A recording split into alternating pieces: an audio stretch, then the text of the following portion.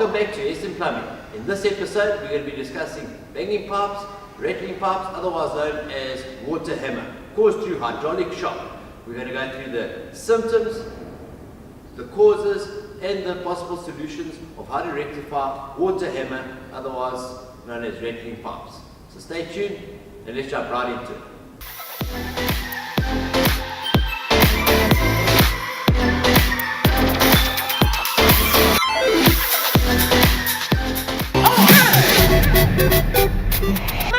To the water hammer episode, otherwise known as rattling pipes or banging pipes. And by the way, there's nothing this won't fix, but we're going to get into that and we're going to describe what this is and what it actually gets used for. So let's get into it. Sometimes we get to a client's house and they complain, or their complaint is that they got pipes making noise on the roof rafters or in their ceilings somewhere, or on their walls or in their walls. Guys, that's what we refer to as water hammer, otherwise known as rattling pipes, banging pipes.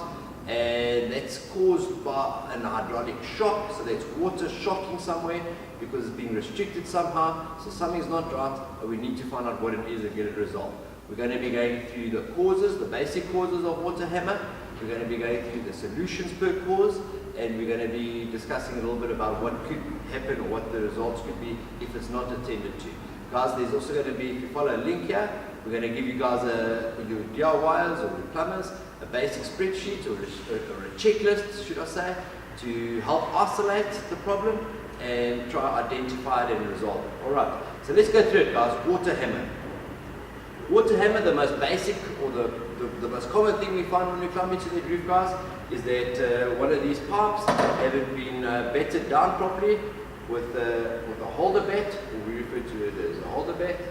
This basically fastens the pipe down, keeps it in place, and prevents it from rattling. Because like I said, water hammer is caused through hydraulic shock, so water does flow through these pipes, and as it flows there's a vibration, and if this pipe wasn't batted down properly, you could just imagine the water's flowing through and the pipe is rattling on that roof or on that wall.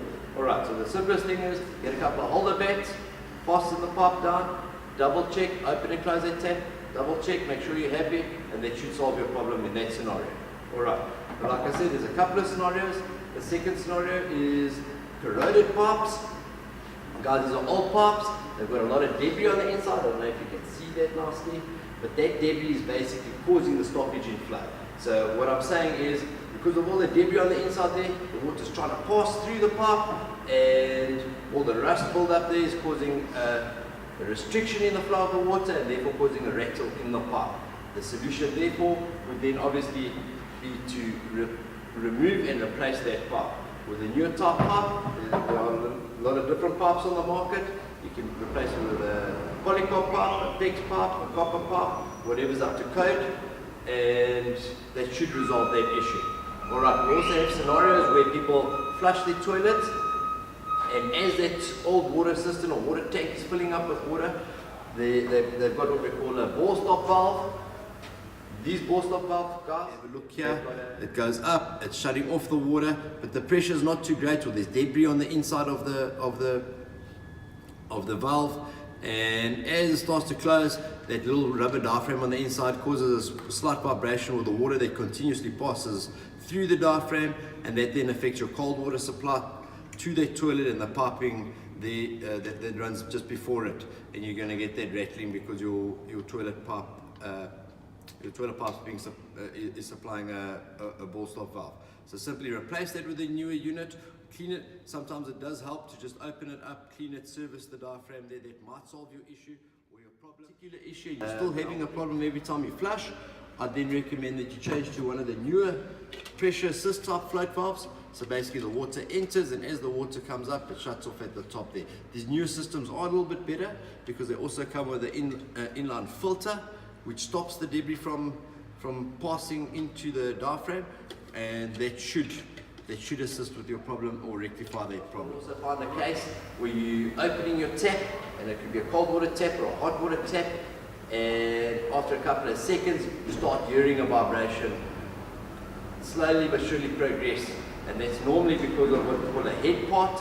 These head parts eventually wear out on the spindle area and they become loose, and as the water passages through there, it restricts the flow of water, and from that restriction it then causes a vibration within your pipeline. Simple solution, either replace the head part or the spindle unit or the actual tap, the faulting tap. And that should resolve your issue in that scenario. Another scenario, and it's a little bit more technical, guys, is when you've got hot and cold water fighting each other inside the piping system. And what I mean by that is the cold water is a lot more stronger than the hot water. So if you're opening up your shower and you're trying to get the right mix, and you open the hot and you open the cold, at the point of where the two come together to come out of your shower rose and your shower facet, the cold water overpowers that hot water and it pushes it right back into the geyser. The geyser is fitted with a TP valve, and that TP valve starts shooting out water, pop, pop, pop, and that reverbing sound then vibrates through the pipes, and it will affect your hot and cold water cycle. The easiest solution there would be to try and balance that pressure. I know it sounds difficult, but it's not that difficult.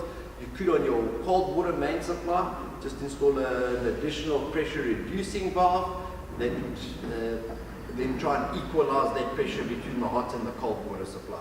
You should have one of these installed at your hot water cylinder or near your hot water cylinder. If your water main is not too far away, you can get that moved and put on your cold water supply so that the pressure throughout the household is plus minus balanced, and we'll stop that scenario of the hot and cold water fighting each other.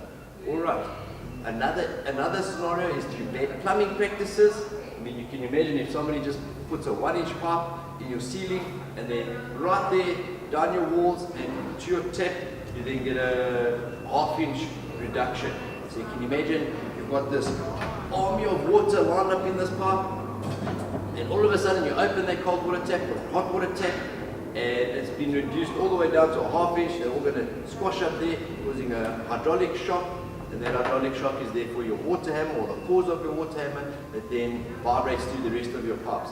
So guys, first thing we need to always do is try to find the loudest point of vibration, or the starting point, and that's where you're going to try and isolate whether it's a toilet mechanism or a tap or a PRV valve or a piping problem.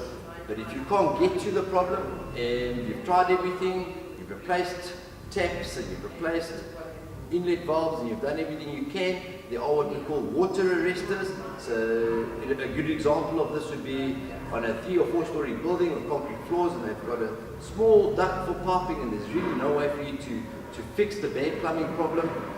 There is a way to remedy that, and that's to install what we call a mechanical water arrestor.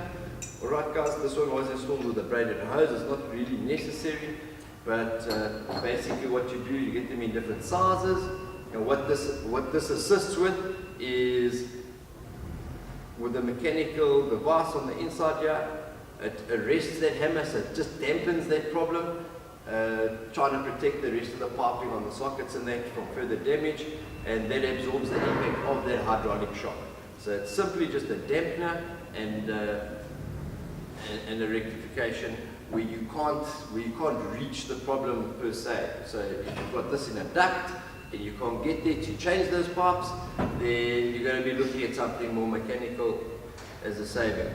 So guys, another simple thing is to make sure that you've got no air locks or air in the pipe system that could be causing water hammer. What you then do is switch off your water mains outside, open up all your taps and facets, try to drain the water out, and while those taps are open, switch on your water main, let it run for 15-20 minutes, make sure that the geyser or the hot water cylinder is filled up with water again, and that all the air is out the system, because sometimes that could be a cause of a problem. Alright guys, the incorrect installation of geysers can also cause these water hammering issues, where no vacuum breakers have been installed. That's this little item here. So that takes the vacuum out of the piping systems, and that takes the vacuum out of the hot water cylinder. That could be a cause of water hammer through incorrect installations.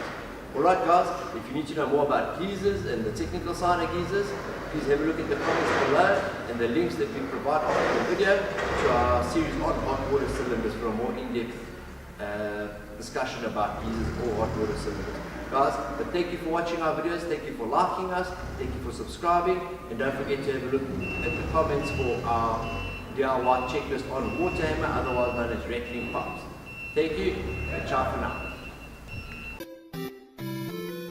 Guys, I almost forgot. Another issue is is what we call bad plumbing practice, or king pumps. So the plumber you hired didn't have enough money for that extra elbow or that extra fitting, and he's gone and kinked your pump. You're going to have two problems here, guys. Number one, you're not going to have great water flow. Number two, you're definitely going to have water hammer. Simple solution, fire that plumber, get a qualified plumber, or do it yourself. Replace that pump. Thank you, and ciao again.